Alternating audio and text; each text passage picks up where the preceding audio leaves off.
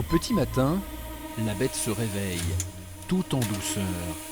Pendant 48 heures, les chauffeurs se sont relayés, jour et nuit, pour qu'elle soit prête à temps. Une préparation pour un voyage qu'elle n'a pas effectué depuis plus de 40 ans. Ouais, c'est bon. Direction Paris, sur la ligne impériale, plus de 300 km à parcourir, à toute vapeur.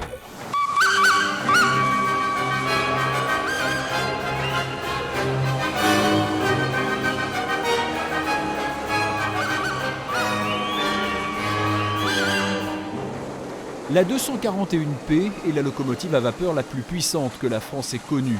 4000 chevaux, 216 tonnes, 27 mètres de long. Classé monument historique, ce monstre d'acier connaît aujourd'hui une deuxième carrière grâce à une poignée de passionnés. C'est l'accomplissement des 13 années que nous avons passées à remettre cette machine en état. Et aujourd'hui, c'est un réel plaisir de pouvoir rouler. C'est certain que c'est fatigant, c'est bruyant, c'est poussiéreux, mais on aime ça. On a travaillé toutes ces années dessus pour que cette machine puisse à nouveau rouler. Aujourd'hui, le but a été atteint, donc ça ne peut être que quelque chose de fabuleux à vivre, tout simplement. Le Creusot-Paris en train à vapeur, ce n'est pas un voyage, c'est une véritable aventure. Un trajet qui comporte de très nombreux arrêts, tant pour la santé de la machine que pour son ravitaillement. Avec ces contraintes, qui font aussi partie du plaisir, le périple dure presque 12 heures. On va avoir le temps de voir du paysage parce que c'est vrai qu'elle est superbe. Au programme de cet arrêt à Chagny, une manœuvre classique, un dételage, puis un attelage. Il s'agit de placer la locomotive dans le bon sens de marche.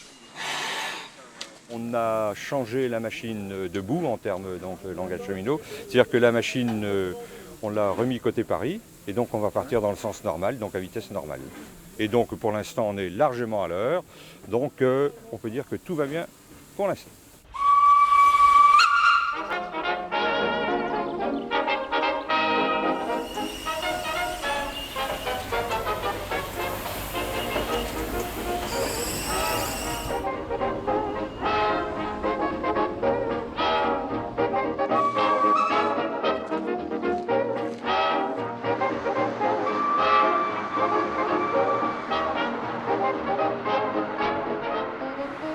Ce voyage en train à vapeur, ce n'est pas que celui des bénévoles de l'association des chemins de fer du Creusot, c'est aussi celui des voyageurs, des hommes et des femmes, tous passionnés, qui ont payé leur billet, des amoureux du patrimoine industriel, mais aussi des nostalgiques. Bonjour, billet s'il vous plaît. Et voilà. Merci. Je ne suis pas ancien cheminot, mais depuis tout jeune, j'ai toujours aimé le chemin de fer. C'est une passion qui remonte à ma jeunesse. Mes parents n'étaient pas très argentés et quand on prenait le train, c'était quand même un événement exceptionnel. Et maintenant, on fait une petite revanche sur la vie en essayant d'en profiter au maximum. Et du plaisir et de la convivialité, il y en a dans ce train à vapeur. À 80 km/h, l'esprit du voyage est très différent de notre époque à grande vitesse. C'est un périple dans le passé, celui où l'on prenait le temps de se rencontrer, d'échanger et de parler de ce que l'on aime. C'est une belle mécanique, c'est un souvenir d'enfance. J'aime l'odeur de la graisse chaude. Je trouve que c'est très très beau cette mécanique. J'adore les roues, j'adore le mécanisme des roues.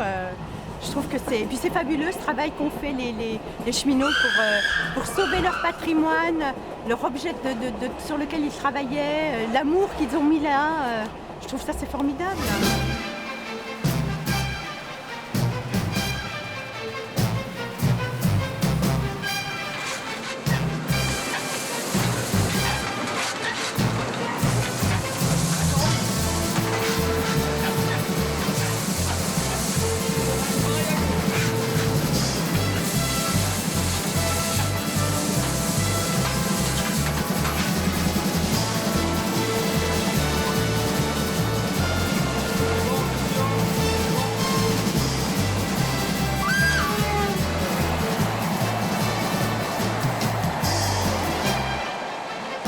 Pour moi, c'est un peu particulier parce que, j'allais dire, c'est du bonheur. Pourquoi? Parce que j'ai été conducteur sur cette ligne et aussi au TGV.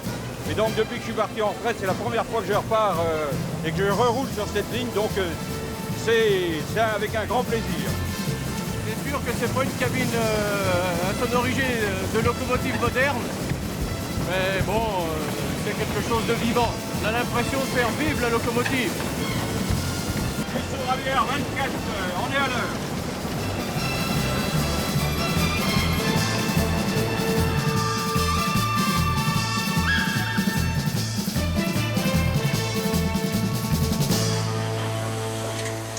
Lorsque la 241 P17 entre en gare, c'est l'effervescence. Des dizaines de spectateurs se pressent sur le quai pour admirer la bête.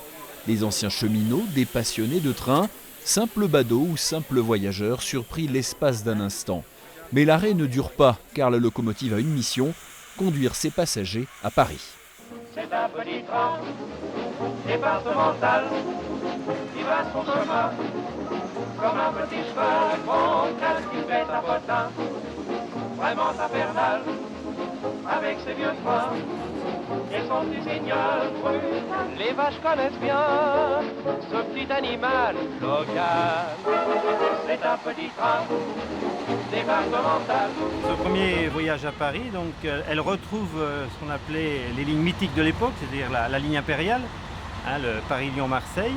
Et puis demain, Paris-Mulhouse, c'était les Paris-Bas qui étaient tractés en particulier aussi par les 241P. Donc c'est la première fois effectivement que la P17 va retrouver la capitale.